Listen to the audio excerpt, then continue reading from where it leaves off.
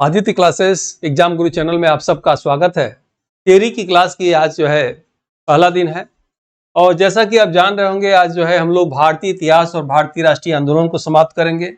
आप सबके सिलेबस के अनुसार ये जो सिलेबस है आपका, इसमें पहला पॉइंट दिया है भारत का इतिहास और भारतीय राष्ट्रीय आंदोलन। दूसरा पार्ट दिया है भारत व विश्व का भूगोल और इसके साथ ही अन्य जो दिए हुए हैं, तो ये हम लोग पहला आज समाप्त कर रहे हैं। इससे मतलब पहला शुरुआत कर रहे हैं और यह क्लास जो है याद रखिएगा, ये जो पेपर दिया हुआ है एलटी ग्रेड के साथ साथ जीआईसी प्रवक्ता और जीडीसी असिस्टेंट प्रोफेसर सब में काम कॉमन रूप से है। तो बिल्कुल गहराई से किसी भी सेक्शन को मैं छोड़ा नहीं हूं और जहां तक हो सके आपको जो है सभी क्लास में कंटेंट हमारे मिल जाएंगे। तो आइए हम लोग शुरू करते हैं। पहले समझा जाए, क्योंकि जब तक आप पॉइंट को चैप्टर को समझेंगे नहीं तब तक आपके दिमाग में वो बातें बैठेंगी नहीं, इसीलिए सीक्वेंस से पहले बता देते हैं। हम लोग को भारतीय इतिहास में प्राचीन इतिहास, मध्यकालीन इतिहास और भारतीय राष्ट्रीय आंदोलन या आधुनिक इतिहास को पढ़ना है, ठीक है। तो हम लोग सबसे पहले इस बार जो है भारतीय राष्ट्रीय नाम देकर फोकस किया हुआ है, अधिक प्रश्न इससे आए भी हुए हैं। तो सबसे पहले इनको हम लोग पढ़ेंगे। भारतीय राष्ट्रीय आंदोलन को हम लोग लगभग 9 चैप्टर में पढ़ेंगे। सबसे पहले पढ़ेंगे भारत के गवर्नर जनरल, जो आज की क्लास रहेगी। 1857 की क्रांति, प्रमुख व्यक्तित्व, भारतीय राष्ट्रीय कांग्रेस, महात्मा गांधी का आंदोलन, नरम गरम दल की गतिविधियां, कृषि आंदोलन, प्रमुख कथन और अन्य महत्वपूर्ण तथ्य हम लोग इस चैप्टर में पढ़ेंगे। उसके बाद हम लोग प्राचीन इतिहास पढ़ेंगे। जब प्राचीन इतिहास शुरू करेंगे तो शुरू करने से पहले ऐसे ही संपूर्ण कोर्स का जो है आगे क्लास में सिलेबस लिखवा देंगे।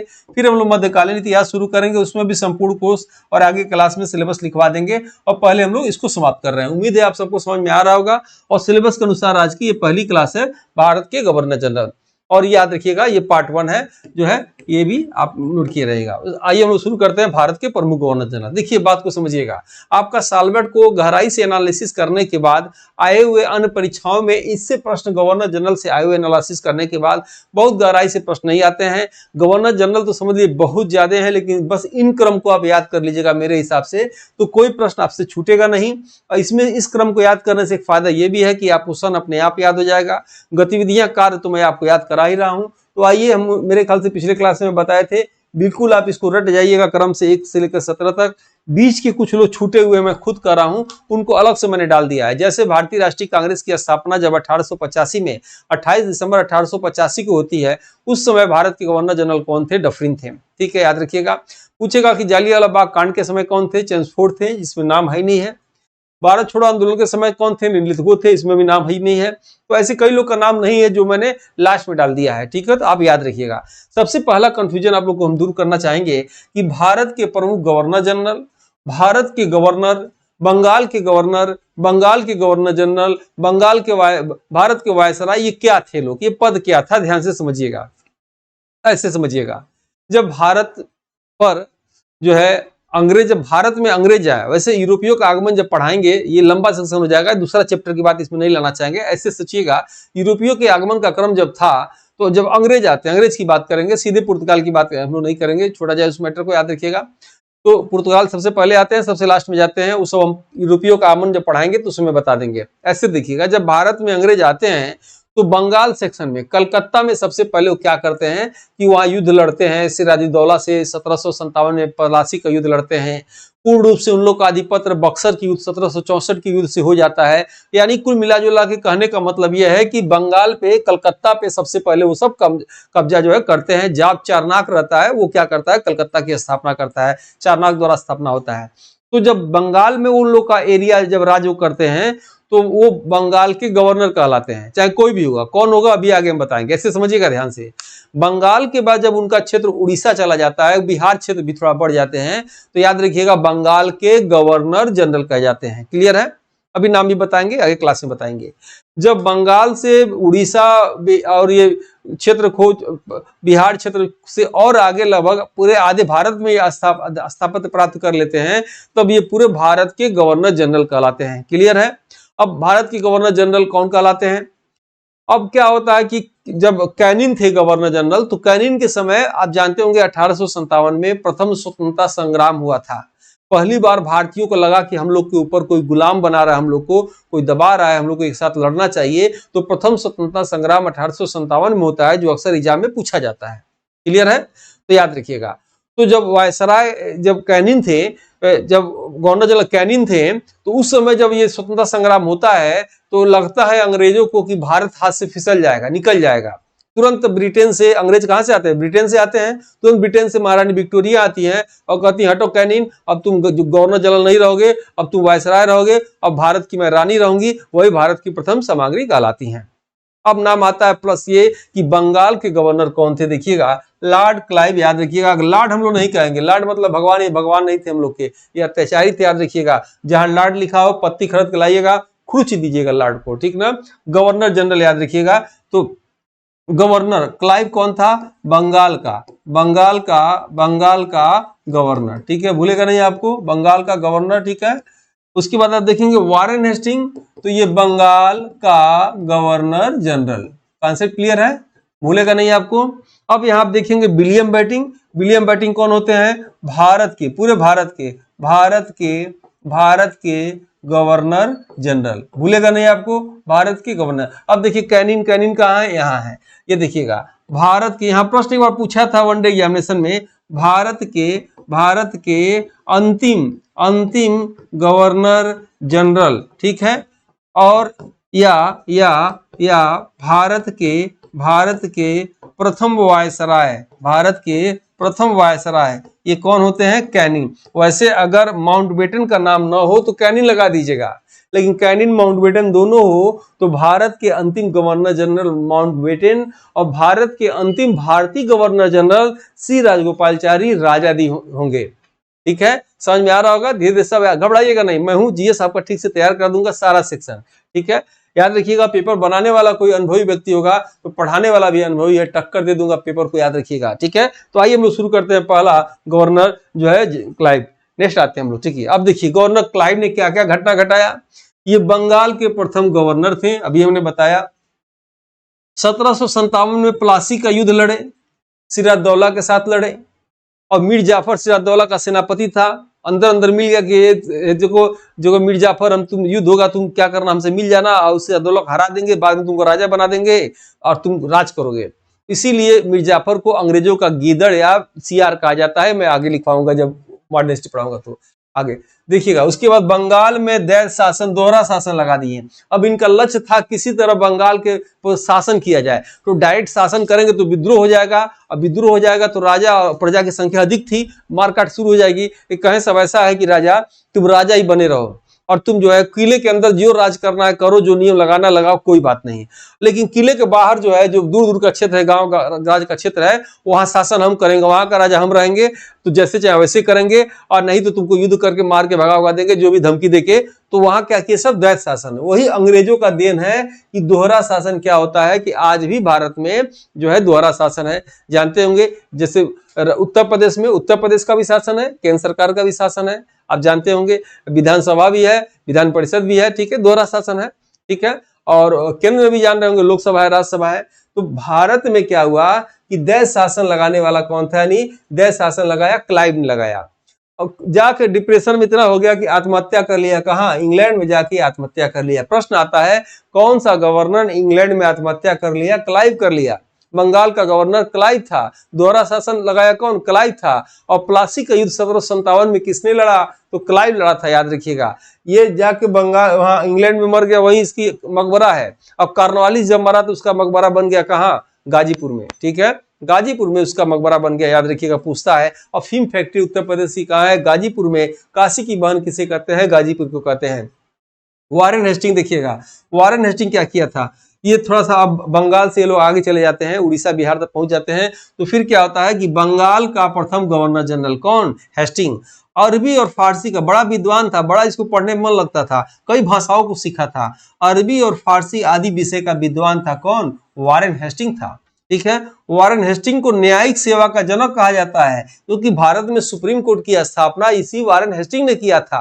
कब किया था? 1774 में किया था। किसको जज बनाया था? एलिजा इंपो को बनाया था। और आजादी से पहले किसी अगर भारतीय को बनाया था, उस भारतीय का नाम था राम प्रसाद राम, ठीक है। इसीलिए इसे न्यायिक सेवा का जनक कहा जाता है। अब देखिए लिखा हुआ है किस रेगुलेटिंग एक्ट में, तो रेगुलेटिंग एक्ट 1773 के तहत 1774 में कलकत्ता में सुप्रीम कोर्ट की स्थापना किया, क्योंकि अंग्रेजों के समय भारत की राजधानी कलकत्ता थी। कलकत्ता से दिल्ली घोषणा कब हुआ? 1911 में। कलकत्ता से राजधानी दिल्ली कब बना? 1912 में। याद रखिएगा, राजधानी तो क्या था? दिल्ली था, लेकिन बड़ी गर्मी होता था अंग्रेजों को। ये ठंड प्रदेश से यूरोप से आए थे, तो जब गर्मी के दिन में इन लोगों को गर्मी होने लगा तो डलहौजी को बर्दाश्त नहीं हुआ गर्मी, तो डलहौजी कहा भाई देखो बाकी महीने का राजधानी तो कलकत्ता रहेगा, लेकिन गर्मी के महीने का राजधानी शिमला रहेगा। याद रखना, ठीक है। तो डलहौजी ने क्या किया कि एक और राजधानी बना दिया शिमला में, ठीक है। अब उसके बाद देखिएगा लिखा हुआ है रेगुलेटिंग एक्ट 1773 इन्हीं के समय भारत आया, जिसके तहत 1774 में सुप्रीम कोर्ट की स्थापना हुआ। प्रथम जज बताए थे एलिजा इम्पे। आ जाएगा एग्जाम में, समझ लीजिए, गड़बड़ा जाएगा, सब पढ़ते हुए चलिए। उसके बाद ब्रिटेन में वारेन हेस्टिंग पर नंद कुमार महाभियोग लगाया। एक महाराजा थे नंद कुमार, उनको गलत ये फांसी दिला दिया था, तब इसके ऊपर महाभियोग लगा, लेकिन सिद्ध नहीं हो पाया था। तो ये प्रश्न आ जाए कि सबसे पहले किस गवर्नर के ऊपर महाभियोग लगा लेकिन सिद्ध नहीं हुआ, तो क्या लगाएंगे? वारेन हेस्टिंग, ठीक है। तीसरा हम लोग पढ़ेंगे कॉर्नवालिस। कॉर्नवालिस के विषय में कहा जाता है कि सिविल सेवा का जनक। याद रखिएगा, सिविल सेवा का जनक इसलिए कहा जाता है, पहले जो आईएएस की परीक्षा होती थी आईसीएस के नाम से होती थी और लंदन में होती थी। पानी वाले जहाज से जाना पड़ता था लंदन, क्योंकि 1911-12 में हवाई जहाज की खोज हुई थी। जाते थे सब लंदन परीक्षा, आईसीएस की परीक्षा देने। अब इसने क्या किया कि आईसीएस की परीक्षा जो लंदन होती थी वो भारत में कराने लगा, और भारत में कहा? इलाहाबाद में कराने लगा, इसीलिए उसने आयोग का गठन इलाहाबाद में कर दिया। याद रखिएगा, और जो है आईसीएस से नाम आईएएस पड़ गया, ठीक है। तो अब देखिए यहाँ क्या लिखा हुआ है, कॉर्नवालिस सिविल सेवा का जनक हो गया।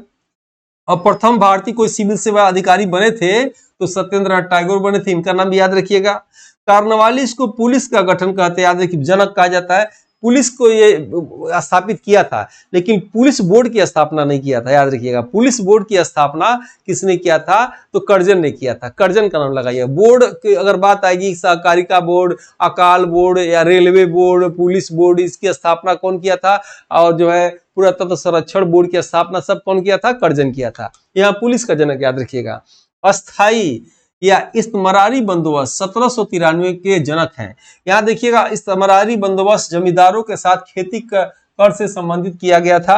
यानी जो है, जो गांव के खेत के जो किसान थे उनसे टैक्स वसूला जाएगा, उसकी जिम्मेदारी जमींदारों को दी गई थी। और जमींदार सताते थे, सता लेते थे और जमीन बंधक कर लेते थे। आप फिल्मों में देखे होंगे, तो वो व्यवस्था क्या थी? इसमें हमारी अस्थायी बंदोबस्त। इसीलिए आप देखेंगे बंगाल और जो है बंगाल के साथ बिहार, उड़ीसा, उत्तर प्रदेश ये पिछड़ गया, क्योंकि जमींदारी व्यवस्था यहाँ थी, अस्थायी बंदोबस्त की व्यवस्था थी। यहाँ पहले क्या था? जो अमीर है अमीर है, जो गरीब है वो गरीब है, बीच वाले नहीं थे। ये स्थिति लास्ट में बिहार तक भी देखने को मिली। अब धीरे धीरे स्थिति सुधर रही है, मध्यम वर्ग भी अब आ रहे हैं, लेकिन पहले क्या था अंग्रेजों के समय? या तो बहुत अमीर या तो बहुत गरीब था, ठीक है। नेक्स्ट आप देखेंगे इनकी समाधि, कॉर्नवालिस की समाधि गाजीपुर में है। बताए थे गाजीपुर काशी की बहन, अफीम की फैक्ट्री। और तृतीय आंग्ल मैसूर युद्ध, याद रखिएगा, तृतीय आंग्ल मैसूर युद्ध 1789 से 1792 के बीच में हुआ। परिणाम स्वरूप श्रीरंगपट्टनम की संधि हुई। फिल्मी स्टाइल में श्रीरंगपट्टनम की संधि हुई। टीपू सुल्तान से इन्होंने करोड़ों रुपया लिया और 2 बच्चों को जो बंधक बनाया था छोड़ दिया। और श्रीरंगपट्टनम की संधि 1792 में कॉर्नवालिस और टीपू सुल्तान के बीच हुआ, जिसमें मैसूर क्षेत्र को अंग्रेजों ने भी मैसूर क्षेत्र को अंग्रेजों को सौंप दिया गया और रुपया भी करोड़ों में सौंप दिया गया, ठीक है। फिल्मी स्टाइल वाला कहानी यहाँ पे मतलब नहीं है, परीक्षा में नहीं आएगा, जो आएगा वो लिखवा दिए हैं। नेक्स्ट है इंग्लिश मीडियम वाले, देख लीजिएगा भाई, वेलजली। वेलजली के विषय में आप देखेंगे, भारत में सर्वप्रथम सहायक संधि के अंतर्गत हैदराबाद, मैसूर, तंजौर राज्य जो है किए गए, ठीक है। सहायक संधि किसके साथ किया गया? हैदराबाद, मैसूर और तंजौर। कुछ सेटलमेंट कर दिए सब आपस में, आप ऐसे रहो मैं ऐसे रहो, मुझे ये दे देना, मुझे वो ले लेना, अंग्रेज ये करके ये 3 पांच जानते थे। उसके बाद वेलजली के समय चतुर्थ आंग्ल मैसूर युद्ध, ये इंपॉर्टेंट है, याद रखिएगा, 1799 में हुआ और टीपू सुल्तान की मृत्यु हो गई। याद रखिएगा, मैसूर का शेर टीपू सुल्तान की मृत्यु 1799 में, और जो है चतुर्थ आंग्ल मैसूर हुआ। 1699 में किसकी मृत्यु हुई थी? गुरु गोविंद सिंह की मृत्यु 1699 में हुई, और 100 साल बाद जो है टीपू सुल्तान की 1799 में मृत्यु हो गई थी। भारत में प्रेस पर प्रतिबंध लगाने वाला प्रथम गवर्नर जनरल वेलजली था। कहता था प्रेस में कुछ छापना नहीं है, सुन लो, अब जो छापना लाओ पहले दिखाओ, हम पढ़ेंगे साइन करेंगे तब छापना है। यानी प्रतिबंध लगा दिया, कौन? वेलजली लगा दिया। अभी जब आगे आप जाएंगे ना मेटकाफ, तो मेटकाफ क्या करेगा? ये प्रेस का प्रतिबंध जो है हटा देगा, ठीक है। फिर आप देखेंगे वेलजली, वेलजली को बंगाल का शेर कहते हैं, बंगाल का शेर सौरभ गांगुली। हेस्टिंग देखिएगा, पिंडारियों का दमन किया। पिंडारी क्या होता था कि दक्षिण भारत में कई जातियों को मिलाकर एक जाति बनती थी, पिंडारी जाति। पिंडारी जाति क्या करते थे ना कि जब युद्ध होता था तो युद्ध में जब लोग घायल हो जाते थे तो उनको लूटते थे, या युद्ध जब होता था तो सैनिक या जेंट्स लोग युद्ध के मैदान में जाते थे तो उस पूरे गांव को लूटते थे, उस राज्य को लूटते थे, ये मरे हुए लोग का ये सब लूटते थे पिंडारी। तो पिंडारी संघ का दमन कर दिया कौन? हेस्टिंग कर दिया। ये काम अच्छा किया। इसने मराठा संघ की भी स्थापना किया, मराठा संघ की स्थापना हो गया था, इसने भी समाप्त कर दिया। हेस्टिंग के समय मराठा, आप समझ रहे होंगे, हेस्टिंग के समय प्रथम आंग्ल नेपाल युद्ध 1814 से 1816 में हुआ। हेस्टिंग के समय प्रथम आंग्ल मराठा युद्ध 1817 से 1818 के बीच में हुआ। हेस्टिंग के समय रैयतवारी काश्तकारी बंदोबस्त किसानों से सीधे कर लिया जाता था। अब देखिएगा, जहां जहां भारत में काश्तकारी या रैयतवारी व्यवस्था था वहां किसान समृद्ध थे, यानी अंग्रेज कहते थे कि जो फसल हो उसका इतना % हमको दे देना, अगर नहीं होता तो कहते थे साहब हुआ नहीं है, बाढ़ आ गया, सूखा आ गया, इतना ही है, ले लीजिए या छोड़ दीजिए, तो छोड़ देते थे सब, ठीक है। तो वहां के किसान समृद्धि में आ गए। या वहां गांव का मुखिया कहता था भाई लाओ जिसका जितना हो रहा है उसी हिसाब से दो, एक ही जगह ले जाकर हम दे रहे हैं। तो इससे भी जो है वो क्षेत्र जो है, जैसे पश्चिम भारत का, दक्षिण भारत के कुछ क्षेत्र जो है ये रैयतवारी काश्तकारी बंदोबस्त में थे, ये बहुत जो है अच्छे थे। विलियम बेंटिंक के विषय में देखा जाए, ये इंग्लिश है इनका हेस्टिंग का। विलियम बेंटिंक देखिएगा बड़ा इंपॉर्टेंट है। भारत का प्रथम गवर्नर जनरल कौन थे? विलियम बेंटिंक थे, याद रखिएगा, ये अच्छा था। विलियम बेंटिंक ने सती प्रथा का अंत 1829 में नियम 17 के तहत किया, राजा राम मोहन राय की सहायता से किया और बंगाल में किया, याद रखिएगा। और पूरे भारत में सती प्रथा का अंत 1833 में हुआ। आपके एग्जाम में पूछे कि बंगाल में सती प्रथा का अंत कब हुआ? सती प्रथा समझ रहे हैं ना, पति अगर मर गया तो चिता पे रख दिया जाए, उसको जला दिया जाए और पत्नी को भी बाल मुड़वा के उसी चिता पे लेटा दिया जाए, जीते जी लेटा दिया जाए, वो भी उसके साथ स्वर्ग चली जाए। तो ये सती प्रथा था। और जौहर प्रथा क्या था कि जब मुगल शासक आक्रमण करते थे और राजपूतों के ऊपर, तो क्या होता था कि वो अगर वो हार जाते थे, मुगल आते थे किले की तरफ, तो नीचे आग जलाकर जो है उसमें औरतें कूद जाती थी, जौहर प्रथा था, ठीक है। राजस्थान में अक्सर होता था। यहाँ आप देखेंगे सती प्रथा की बात हो रही है, तो ये सहायता लेता था कौन? William Bentinck. जैसे सती प्रथा राजा राम मोहन राय की सहायता से खत्म कर दिया, ठगी प्रथा स्लीमैन की सहायता से खत्म कर दिया, आंग्ल पश्चात विवाद था वो मैकाले की सहायता से खत्म कर दिया। याद रखिएगा, राजा राम मोहन राय की भाभी थी, उनकी भैया जो है तबीयत खराब हो गया, तब कम उम्र में ही मर गए, और जब मर गए तो उनके चिता पे उनकी जीती जी उनकी माँ की समान भाभी जो उनको खाना नाश्ता ध्यान रखती थी, उनको भी जला दिया गया। कसम खाए उसी चिता पे सती प्रथा को खत्म नहीं कर दूंगा तब तक चैन से नहीं रहूंगा। और वही राजा राम मोहन राय विलियम बेंटिंक के साथ मिलकर सती प्रथा का अंत 1829 में नियम 17 के तहत बंगाल में कर दिए। लेकिन पूरे भारत में सती प्रथा का अंत कब हुआ? 1833 में हुआ, याद रखिएगा, 1833 में एग्जाम में आ सकता है। उसके बाद ठगी प्रथा का अंत इसने स्लीमैन की सहायता से समाप्त किया। आंग्ल पश्चात विवाद का अंत मैकाले की सहायता से समाप्त किया। भारत में प्रथम मेडिकल कॉलेज की स्थापना खोल दिया 1835 में। प्रथम मेडिकल कॉलेज कहाँ? कलकत्ता में, याद रखिएगा। नरबली, किसी पुरुष का या लेके आओ, पकड़ के ले आओ, बलि दिया जाएगा तो ये काम होगा वो काम होगा, का कोई जो है पुरुषों की बलि नहीं देगा। भारत में जो है ये इन्हीं के काल में बंद हो गया, लेकिन आज भी बलि होता है, पेपर में आता है, बच्चे को पकड़ के ले गए, बलि दे दिए, अपने ही बच्चे को बलि दे दिए, पता नहीं कौन तांत्रिक वांत्रिक के चक्कर में पड़ गए। किसी तांत्रिक वांत्रिक फालतू चक्कर में मत पड़ो भाई। जो विधि की विधाता ने लिख दिया जो भाग में, उस समय से पहले भाग से ज्यादा नहीं मिलेगा। जन्म मृत्यु लाभ हानि जस अब जस विधि ने ऊपर वाले परमात्मा ने अपने हाथ में रखा है, तो फिर क्यों तांत्रिक ओझा सोखा के चक्कर में पड़ते हो, बलि के चक्कर में पड़ते हो, क्या फायदा। उसके बाद देखिए, सरकारी सेवाओं में भेदपूर्ण नीति को समाप्त करने की घोषणा किसने किया? विलियम बेंटिंक ने कर दिया। ये देखिए इंग्लिश में हो जाएगा। चार्ल्स मेटकाफ के विषय में देखेंगे, चार्ल्स मेटकाफ थोड़ा अच्छा था। ये वेल्जली ने जो प्रेस पे प्रतिबंध लगा दिया था, ये मुक्तिदाता था, कहा भाई जो अच्छा लगे जो सही हो वो लिखो, प्रेस छापो, कोई टोकने वाला नहीं है। उसके बाद भारत में कागज के रुपए का प्रचलन इन्हीं के काल में हुआ। थोड़ा यह बात समझिएगा, प्रश्न आएगा, भारत में चांदी का नोट किसने चलाया सबसे पहले? तो शेरशाह सूरी ने चलाया। भारत में कागज का नोट सबसे पहले किसने चलाया? तो भाई मेटकाफ ने चलाया, जो आज तक चल रहा है, ठीक है। नेक्स्ट आप देखेंगे जो है डलहौजी। डलहौजी भी अच्छा काम किया था। इसका सन पूछता है, इसीलिए मैंने लिख दिया, याद कर लीजिएगा। 1848 से 1856 के बीच में डलहौजी ने सर्वप्रथम भारत में रेल, डाक, तार, व्यवस्था शुरू हुआ। रेल डाक तार में तार आज के डेट में बंद हो चुका है, याद रखिएगा। आखिरी बार तार मारने वाले कौन थे? राहुल गांधी थे, और 1913 में 2013 में शायद बंद हुआ ये, ठीक है। उसके बाद देखेंगे बैगवत की नीति या हड़प की नीति, याद रखिएगा, भारत में लाया, जिसके अंतर्गत सबसे पहले सतारा राज, जैतपुर राज, संभल राज, बघाट राज को इसने हड़प लिया, ठीक है। कहता था तुम शासन सही नहीं चला रहे हो, तुम्हारे अंदर ये कमी है, तुम ये करते हो, तुम नृत्य ज्यादा देखते हो, तुम कमा नहीं पाते हो, अब तुमको हड़पेंगे, हड़प लेता था, तुम्हारे पुत्र नहीं है अब हड़पेंगे। तो हड़प की नीति कौन लाया? डलहौजी लाया। अब देखिएगा यहाँ पे आगे 1854 में उड डिस्पैच लाया। स्त्री शिक्षा नहीं था भारत में, तो स्त्री शिक्षा को बढ़ाने के लिए उड डिस्पैच लाया। उड डिस्पैच को शिक्षा का मैग्ना कार्टा के नाम से भी जाना जाता है। मैग्ना कार्टा मतलब महाधिकार पत्र के नाम से जाना जाता है, ठीक है। उसके बाद 1854 में रुड़की विश्वविद्यालय इंजीनियरिंग कॉलेज की स्थापना किया। राजधानी परिवर्तन कर दिया, कलकत्ता से शिमला, और सार्वजनिक निर्माण विभाग की इसने स्थापना कर दिया। भाई मैं बताना भूल गया, पूरा एलटी ग्रेड, जीडीसी, जीआईसी प्रवक्ता, असिस्टेंट प्रोफेसर का टेस्ट सीरीज पूरे यूट्यूब पे सबसे सस्ता, सबसे अच्छा, मात्र 499 में हमने शुरू किया है।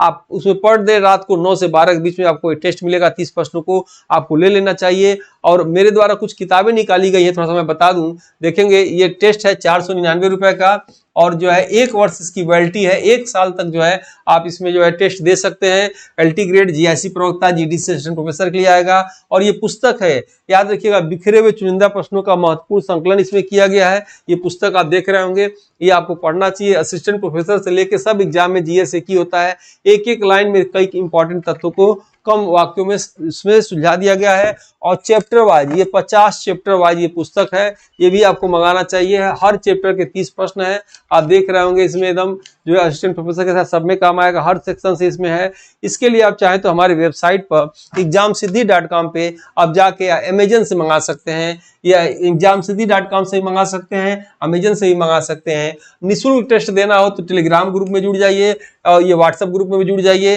ताकि सभी न्यूज आपको मिलता रहे। तो मैंने आपको जो है डलहौजी तक पढ़ा दिया। डलहौजी के बाद अब हम लोग को पढ़ना है कैनिन, ये अगले क्लास में पढ़ाएंगे। वीडियो कैसा लगा फीडबैक जरूर दीजिएगा। अच्छा लगे वीडियो तो लाइक, सब्सक्राइब और अपने ग्रुप में शेयर जरूर करिएगा, फेसबुक से लेकर और व्हाट्सएप में और जो है टेलीग्राम में। मिलते हैं जल्द ही नेक्स्ट वीडियो में, तब तक के लिए जय हिंद, जय भारत।